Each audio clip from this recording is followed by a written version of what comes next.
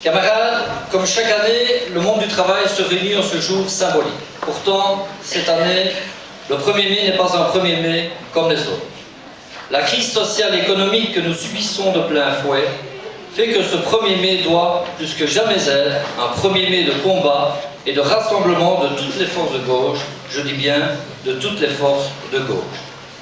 Camarades, il faut avoir le courage de dire que la crise ne se solutionnera pas par magie, qu'il ne suffit pas d'attendre pour voir la situation revenir à la normale et pouvoir dans 1, 2 ou 3 ans faire comme s'il ne s'était rien passé.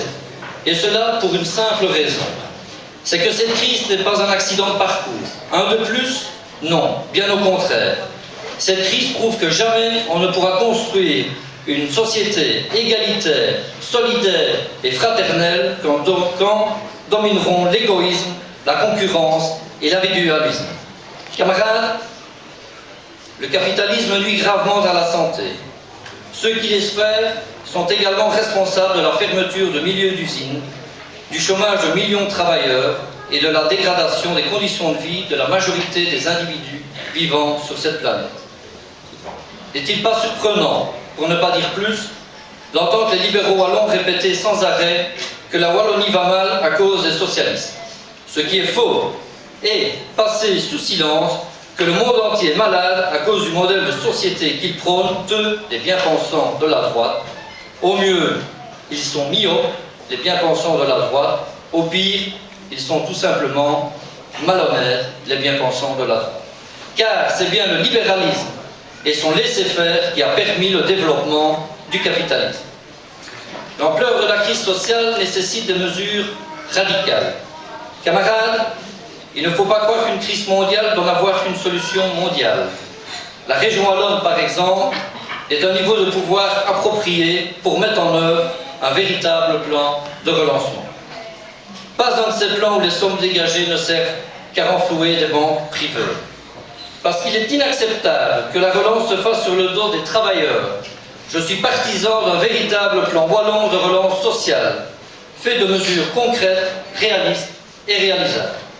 Premièrement, pour faire face au chômage, la réduction collective du temps de travail sans perte de salaire et avec embauche compensatoire doit être réalisée. La priorité des priorités doit être donnée à une véritable politique de plein emploi. Le développement des services publics doit se réaliser, notamment parce que cela permettrait de créer ici aussi des milliers d'emplois en permettant de rencontrer les besoins de l'ensemble de la population. La question des services publics pose également le problème de la fiscalité. Voilà pourquoi celles et ceux qui voudront réellement le changement devront, à quelque niveau de pouvoir, remettre en cause la contre-réforme fiscale de Didier Reynders qui ne profite qu'aux riches.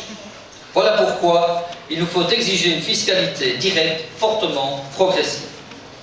Plus de services publics, c'est plus de démocratie, c'est plus d'égalité et de justice sociale.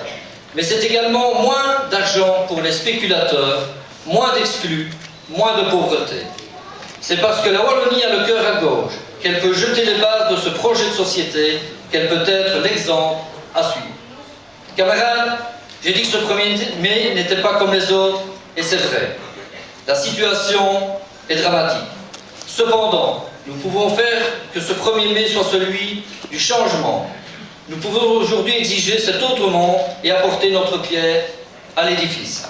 Le 7 juin sera à cet égard d'une importance capitale. Camarades, c'est aujourd'hui que se construit demain. Ensemble, on est plus fort. Bon 1er mai.